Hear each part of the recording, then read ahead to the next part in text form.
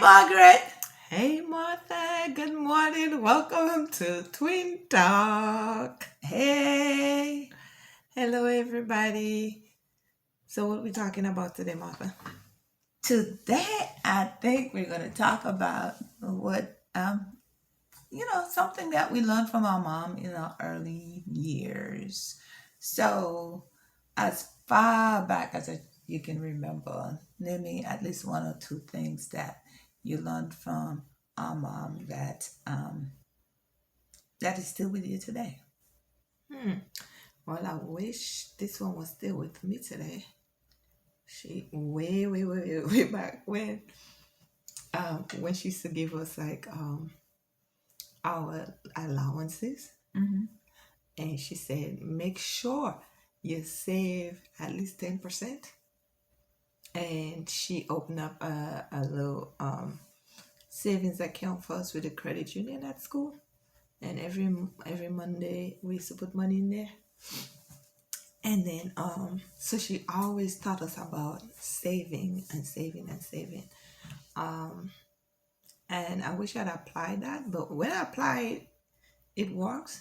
It definitely works, like last year I was on a mission to save my emergency fund, and um what I thought I couldn't accomplish, I did accomplish. So sometimes, the other thing she always said is sometimes the things look bigger than it actually is, but once you put your mind to it, you could get it done. And it seemed nearly impossible to save. They say 3 to 6 months worth of fun. And if you look at it, the end result, it looks so big to tackle. But if you do a little bit at a time, you see how easy it is once you put your mind to something. So those are two takeaways that recently really opened my eyes and helped me in recent days. Awesome. And I think, as parents, we do need to teach our children how budgeting, finance. A lot of kids are growing up now saying nobody taught them. But that's something that you learn from young. And if you learn it as a child, when you get older, you would apply it in life. Yes. Even after you depart from it.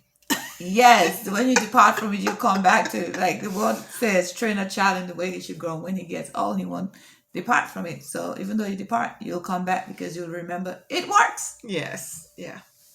So, what are some of the things you remember from what our mama taught us? The as far back as I could remember, one of the first things I learned was forgiveness.